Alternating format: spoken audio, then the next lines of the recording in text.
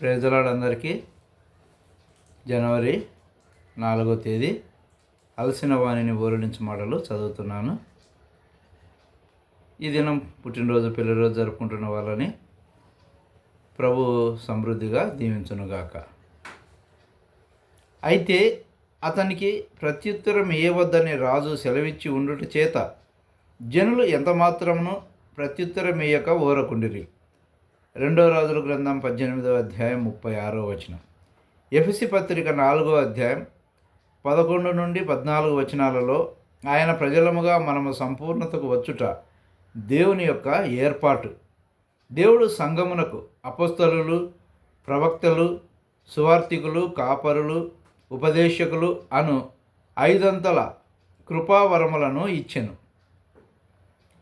వారి 5 పరిచర్య ద్వారా ఆత్మలు తిరిగి జన్మించి యేసుక్రీస్తు ప్రభు యొక్క సంపూర్ణతలోనికి తేబడుదురు.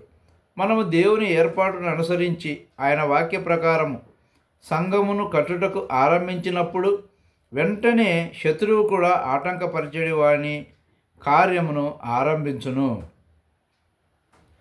ప్రజలు దేవునికి సంపూర్ణంగా లోబడి దేవుని మందిరములో, బాప్తిస్మములో, ఆరాధన, ప్రార్థన మరియు బైబిల్ పఠనములో భాగము తీసుకొనుటకు ఆరంభించినప్పుడు సాతాను అనేక వైపుల నుండి ఆటంకములను తెచ్చుటను మేము అనుభవించితిమి.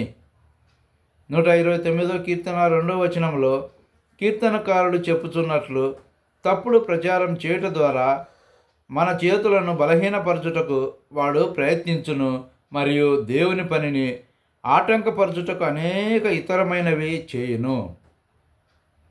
అయితే మనము కేవలము దేవుని యందు నమ్మకముంచి వారి మాటలు లేక కార్యములను ఏ మాత్రము పట్టించుకొనకుండా ఉన్న ఎడల ప్రభువు మనపక్షముగా పనిచేసి వారిని అవమానపరచును. అనేకసార్లు కొందరు వ్యతిరేకముగా నీ పైకి వచ్చి నీకు వ్యతిరేకముగా మాట్లాడి హాని చేయుటకు ప్రయత్నించుదురు. అటువంటి సమయములలో ఏమాత్రము వారి మాటలను పట్టించుకొనకము లేక ఏ విధానములోనూ వారిపై పగ తీర్చుకొనుటకు ప్రయత్నించకుము. ఎవరు చంద్రునిపై ఉమ్మివేయుటకు ప్రయత్నించుదురో వారిపైనే ఉమ్మి పడునని మనము జ్ఞాపకం చేసుకొనుటకు ఇది సహాయపడును. మన శత్రువులు మనకు హాని చేయుటకు ఏదైనా చేయవచ్చును. అయితే ఉపాయముగా వారు చేయు కీడు తిరిగి వారి మీదికే వెళ్ళును. 129వ కీర్తన 5వ వచనంలో మనకు ఒక వాగ్దానము గలదు. సీయోను పగవారందరూ సిగ్గుపడి వెనుకకు త్రిప్పపడుదురు గాక. వారు నిందా శిక్షావిధి క్రిందికి వచ్చెదరు. వారి వ్యతిరేకతను బట్టి నీవు చింతపడనారంభించిన ఎడల నీ నిద్రను, ఆకలిని, సమాధానమును పోగొట్టుకొందువు. దానికి బదులుగా నీవు వారిని విడిచిపెట్టి దేవుని దయయందు ఆనందించుము. శత్రువు దేవుని మందిరమైన సీయోనును ద్వేషించును. నీవు దేవుని ఏర్పాటు చొప్పున దేవుని మందిరంలో ఉండవలనని కోరుచున్న ఎడల వాడు నిన్ను ద్వేషించుటకు మరియు బయలుపరచబడిన దేవుని సత్యమునకు సంపూర్ణముగా లోబడకుండా ఆటంకపరచుటకు మనుష్యులను లేపును.